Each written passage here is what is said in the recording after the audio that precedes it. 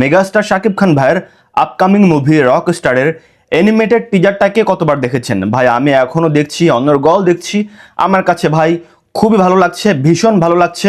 এখানে একটা জিনিস স্পষ্টভাবে বোঝানো হয়েছে, এই মুভির গল্প কিন্তু ভাই স্ট্রং থাকবে। এখানে একজন রক স্টারের কিভাবে কত কষ্ট করে, কত স্ট্রাগল করে উত্থান হয় সেটা তো মাস্ট বি দেখানো হবেই।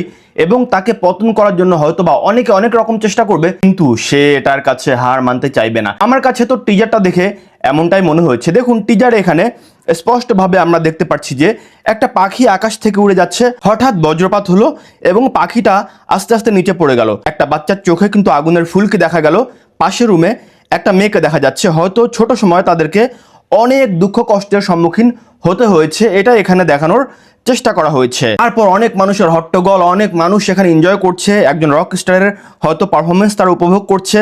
এবং আপনারা এখানে দেখুন মিউজিক করতে করতে মেগাস্টার শাকিব ভাই নিচে পড়ে গেল, কিন্তু সে হাল ছাড়ছে না এবং গিটার সে বাজাতে আছে, সিগারেট কিন্তু টানছে এবং গিটারটা সে হাত থেকে একদমই ছাড়ছে না। এই ব্যাপারটা ভাই ভীষণ ভালো লেগেছে। এখানে আসলে যেটা বোঝানোর চেষ্টা করা হয়েছে যে তার পতন হয়ে যাচ্ছে, সে পড়ে গিয়েছে, বাট সে হাল ছাড়ছে না, মানে সেই গিটারটাকে ছাড়ছে না। এখানে ভীষণ সুন্দর একটা জিনিস ভাই বোঝানো হয়েছে যে সে গিটারটা হাত থেকে কোনোভাবেই ফেলছে না। আমার কাছে তো এমনটাই মনে হলো যে এই অ্যানিমেটেড টিজারটায় এরকমটাই কিছু বোঝানোর চেষ্টা করা হয়েছে। বাকিটা তো আমরা 5 তারিখে টিজার আসার পরে বুঝতে পারবো। কাহিনীটা যদি একটু ভালো হয় এবং গানগুলো যদি মানুষের হৃদয়কে টাচ করতে পারে, তাহলে কিন্তু ভাই রকস্টার মুভি 100% খেলা দেখাবে এবং আগামী ঈদ হবে রকস্টারময়।